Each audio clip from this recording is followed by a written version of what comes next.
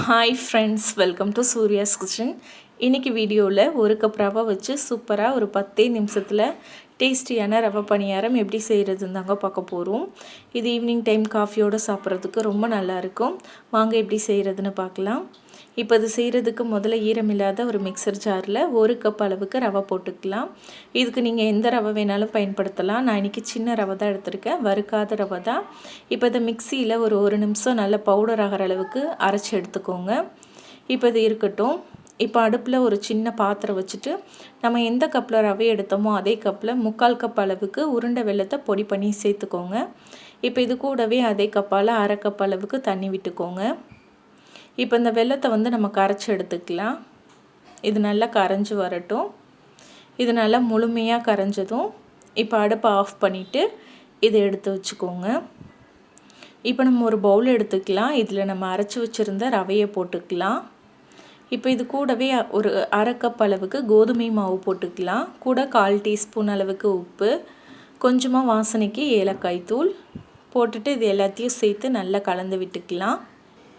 இப்போ எல்லாத்தையும் நல்லா கலந்ததுக்கப்புறமா இப்போ இது கூட நம்ம ஏற்கனவே கரைச்சி வச்சுருந்த வெல்லத்தை வடிகட்டி சேர்த்துக்கலாம்.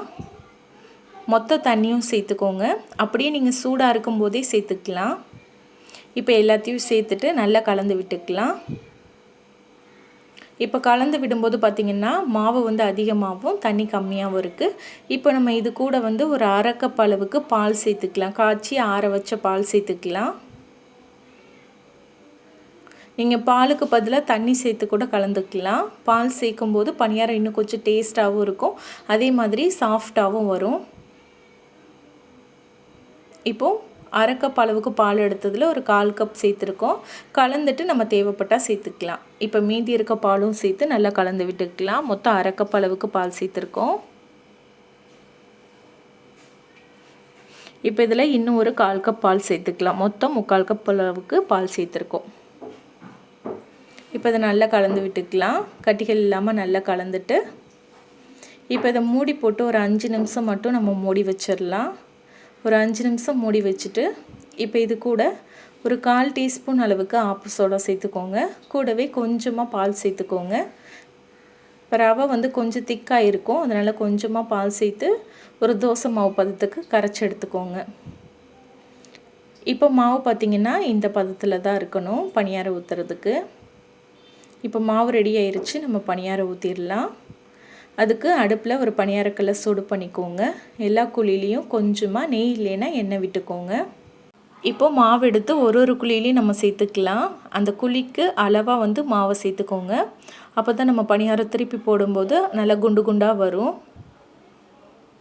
இப்போ எல்லா குழிலையும் நம்ம மாவு விட்டுக்கலாம்.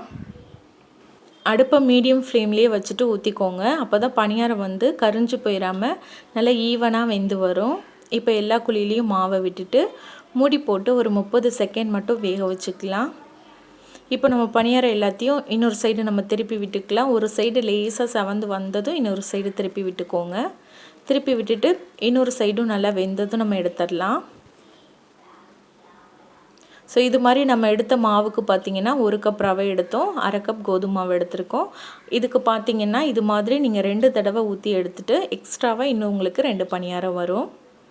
ஸோ ஈவினிங் டைமில் டீ காஃபியோடு சாப்பிட்றதுக்கு ஒரு சூப்பரான ஈவினிங் ஸ்நாக்ஸ் ரெசிபி. சட்டுன்னு ஒரு 10 நிமிஷத்தில் நம்ம செஞ்சிடலாம். கண்டிப்பாக ட்ரை பண்ணி பாருங்கள். அவ்வளோதான், நம்மளோட சூப்பரான ரவை பணியாரம் ரெடி ஆயிருச்சு.